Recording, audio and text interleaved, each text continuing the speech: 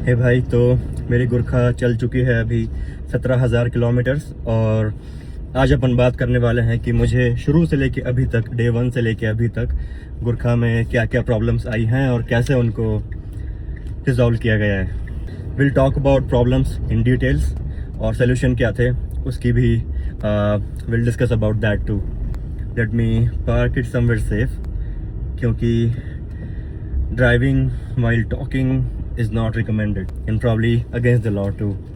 So भाई, I have this entire list for you. My first thing first, CV boot का issue. तो भाई मुझे CV boot कट का इशू आया था, ना कि CV जॉइंट का प्रॉब्लम। तो बेसिकली CV boot जो होता है वो एक रबर कवर होता है, उसमें ग्रीस होता है, वो ग्रीस को अंदर रखता है, आपके डस्ट और वाटर को वो CV जॉइंट के मूविंग पार्ट्स तक पहुंचने से बचाता है। तो उसमें कट था, और मोस्ट प्रोबेबली आई थिंक वो कट जो है when we go for extreme articulation off road के टाइम पे, तो वहाँ पर आया होगा। That's what I feel like. उसका रिप्लेसमेंट जो है वो वारंटी में कवर्ड था। CV बोट कट के इश्यूज बहुत सारे जो हैं हमारे गुरखा के जो मेरे फ्रेंड्स हैं उन लोगों ने फेस किए हैं। आई डोंट नो भाई if it's a quality issue या फिर मोस्ट प्रोबेबली जो है वो आर्टिकुलेशन से आया, मुझे लगता है। बट अगेन, अगर if you are building a car and calling it EOV like extreme off road vehicle, तो उसके जो पार्ट्स हैं just like these CV boots, they should be capable of taking all these stresses that we go through, that the parts go through off roading में और articulation में। तो भाई एक वो प्रॉब्लम था जो रिजॉल्व हो गया था भाई। फॉर्चुनेटली मैंने वो क्रैक पकड़ लिया था, otherwise it could have been a bigger issue. क्योंकि अगर आपका बूट कट हो जाता है तो then all your dust, moisture, water can go to your moving parts of the CV joint, और उसमें आपका वेयर टेयर और रस्टिंग होना स्टार्ट हो जाता है, जिससे आपका अगर जॉइंट टूट गया तो दैट कैन बी कैटास्ट्रॉफिक अगर आप if you are in a moving vehicle. Second जो था भाई वो ये कि तो AdBlue और DEF, diesel exhaust fluid, DEF का वार्निंग लाइट मुझे आया था क्लस्टर में। तो मैंने उसको OBD स्कैनर लगा के चेक किया। I will show you. So usually I have a habit of carrying this OBD scanner, but it's not promoted. I just find it useful. It's very handy tool. अगर आपको CEL आया है, basically check engine light, अगर glow हुआ है cluster में तो you can plug it in. तो मैंने उसको प्लग किया, मुझे कोड दिखा which was P20BA13। Service centre ने उसके प्रॉब्लम का रूट कॉज पकड़ लिया था। फॉर्चुनेटली वो एक इलेक्ट्रिकल कनेक्टर का इशू था, it wasn't part level issue. तो उन लोगों ने कनेक्टर जो अंडर बॉडी में था उसको ओपन किया, क्लीन किया प्रेशराइज्ड एयर से, और उसको प्रॉपरली रीअसेंबल किया, रिकनेक्ट किया। और उसके बाद मैंने उसको काफ़ी लंबा ड्राइव किया कार को, और वो इशू कभी रिसर्फेस नहीं हुआ। और थर्ड था भाई, हाँ, ओवरनाइट बैटरी ड्रेन। तो हुआ क्या था कि मेरा डैश कैम लगा है भाई, जिसने उसको इंस्टॉल किया था उसने उसका जो है कनेक्शन मेन पावर से, कांस्टेंट पावर सप्लाई से कर दिया था। तो it was continuously using my batteries power overnight, जब पार्किंग में था तब भी। अनफॉर्चुनेटली मेरे डैश कैम में ऑटो वोल्ट कट ऑफ नहीं था। कैमरा कैन सेंस कि अगर आपकी जो बैटरी का वोल्ट है अगर वो 11.6 या 12 पॉइंट समथिंग से नीचे आता है तो वो अपने आप को ऑटोमेटिकली बंद कर देगा। It will not consume any more power from your battery. तो मेरे इसमें नहीं था वो, तो ओवरनाइट मेरी बैटरी पूरी ड्रेन हो चुकी थी। तो उसका रिप्लेसमेंट कराया मैंने। वारंटी में कवर्ड था या नहीं मैंने चेक नहीं किया, तो I had to pay out of my pocket around 10,000 something, and I went through a third party garage to take care of that, क्योंकि पास में ही था वो, and I knew the problem. पास के ही एक मैकेनिक के पास में उसको ठीक करा लिया था। और भाई उसके बाद जो एक प्रॉब्लम मुझे आया था अभी, वो था शिफ्टर डोम असेंबली का ऑयल लीक।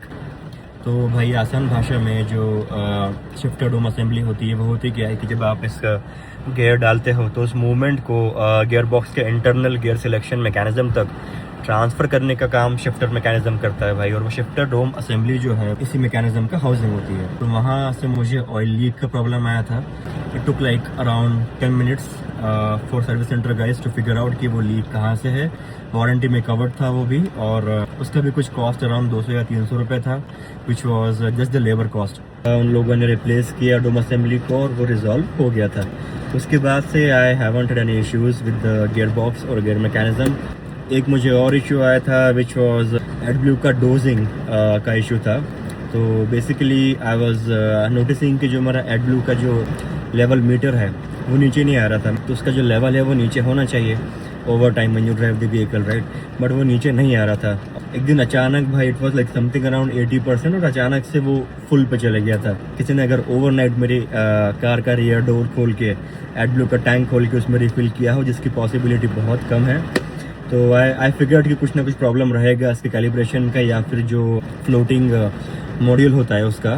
तो I went to the service centre, उन लोगों ने इसको डायग्नोस किया और I think they replace the module. उन लोगों ने उसको रिकैलिब्रेट किया उस टैंक के मॉड्यूल को और वहाँ से प्रॉब्लम वो रिजॉल्व हो गया था। उसके बाद भाई एक मुझे कूलेंट का लीक मिला था recently, I think around couple of weeks ago.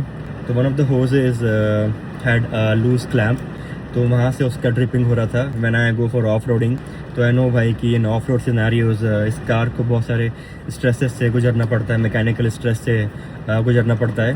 तो भाई आई कॉट द इशू, फॉर्चुनेटली मैंने समय रहते उसको ठीक करा लिया था। तो बेसिकली उन लोगों ने उसको क्लैम्प को टाइट किया, वो कूलेंट का ड्रिपिंग का इशू रिजॉल्व हो गया था। और हाँ भाई, नेक्स्ट मुझे एक इंजन ऑयल सीपेज की प्रॉब्लम आया था। जैसे मैंने आपको बताया कि I am very habitual of taking a look underneath सुबह निकलने के पहले ऑफिस के। तो आई फाउंड आउट कि there was some oil like substance. तो भाई उसको सर्विसिंग के लिए मैं ले गया था। तो and then we found out कि भाई जो इंजन ऑयल का जो सम्प है, जो रिजर्वायर है, वहाँ पर जो ड्रेन नट होता है, ड्रेन प्लग होता है भाई, उसका वॉशर, सीलेंट वॉशर जो है वो डिफॉर्म था। तो भाई वो ड्रेन नट रिप्लेस किया, तो उसके बाद ऑयल का लीक बंद हो गया था। तो मुझे लगता है भाई ये इशू कहाँ से आया, जब मैं इसको थर्ड सर्विसिंग पे लेके गया भाई, तो वहाँ पर जब इसका ऑयल चेंज हुआ रहेगा तो उन लोगों ने आई थिंक रीयूज़ कर लिया वो नट, तो उस वजह से वो जो वॉशर है वो बेंड हो गया होगा और उसी पेज का इशू आया होगा। भाई आई वुड रिकमेंड, आप जब भी आपकी कार को, भले कोई भी कार हो, उसको आप ऑयल चेंज के लिए लेके जाते हो तो make sure you ask those folks कि भाई मेरा ड्रेन नट जो है वो नया पार्ट डाल दो। 70-80 रुपये का भाई वो पार्ट आता है, उसको रिप्लेसमेंट करा लो तो ज़्यादा अच्छा रहता है एवरी इंजन ऑयल चेंज पर। If you would ask me कि अगर मेरे पास फिर से 20 लाख रुपए हों तो would I go for Gurkha or not, without even blinking twice I would say yes. क्योंकि जो प्रॉब्लम्स मुझे आई हैं ऑल वर फिक्सेबल प्रॉब्लम्स और I don't think they are very Gurkha specific. तो वो इश्यूज़ भाई आई थिंक कोई भी अगर मेरी कार होती, उसको अगर मैं इतना अब्यूज़ करता ऑफ रोडिंग में, आपने कुछ मेरे वीडियोस देखे होंगे भाई, आई थिंक भाई कोई भी कार होगी तो we need to take care of it. चलो भाई, इस सीरीज़ में I am gonna make a lot of videos, clutch, इसका गियर बॉक्स, इंजन का परफॉर्मेंस और इसका स्टीयरिंग, सस्पेंशन का फील और इसका हैंडलिंग कैसा है, गाड़ी की रिलायबिलिटी कैसी है, जो बहुत लोगों का डाउट रहता है गुरखा को लेके। So I will talk about all those in next coming videos. So please subscribe to my channel if you haven't already. चलो भाई, मिलते हैं अगली वीडियो में, जब तक के लिए टेक केयर।